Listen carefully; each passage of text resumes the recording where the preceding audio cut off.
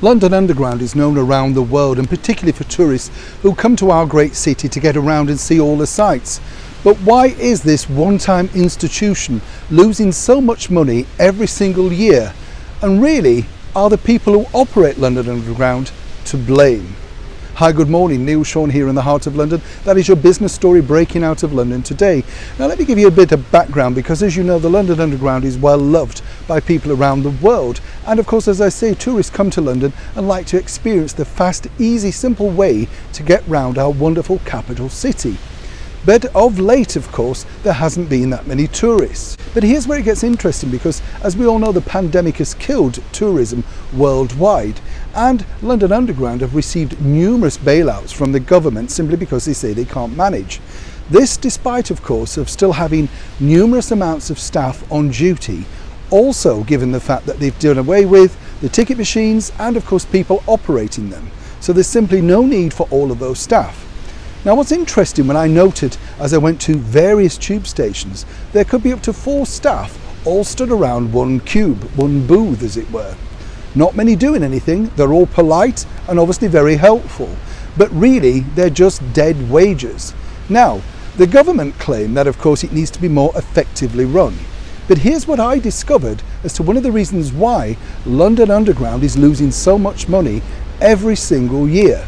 If you're a tourist coming to London, you may want, of course, to get a 7-day or monthly pass if you're here for that long, and rightly so, it can save you money.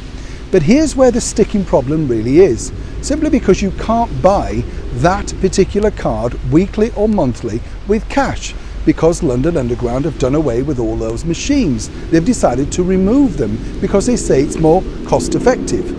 But really, here's where the cost effectiveness takes place.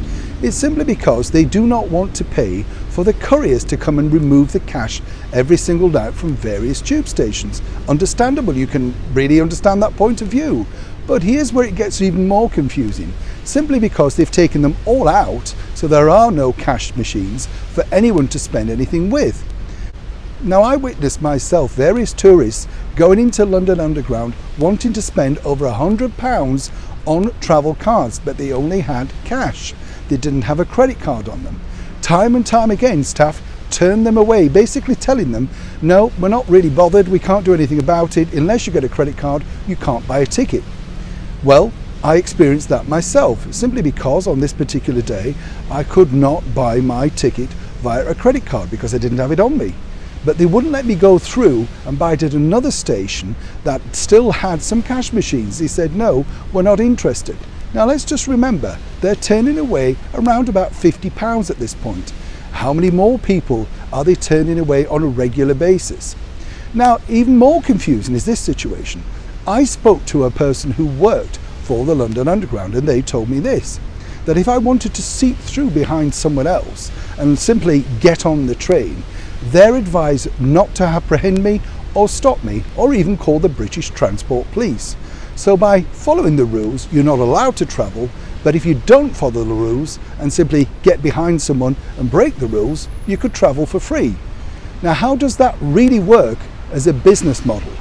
All we hear time and time again from the newly elected Lord Mayor of London, Sadiq Khan, is that it's not his fault. He needs more money to run London Underground and Transport for London.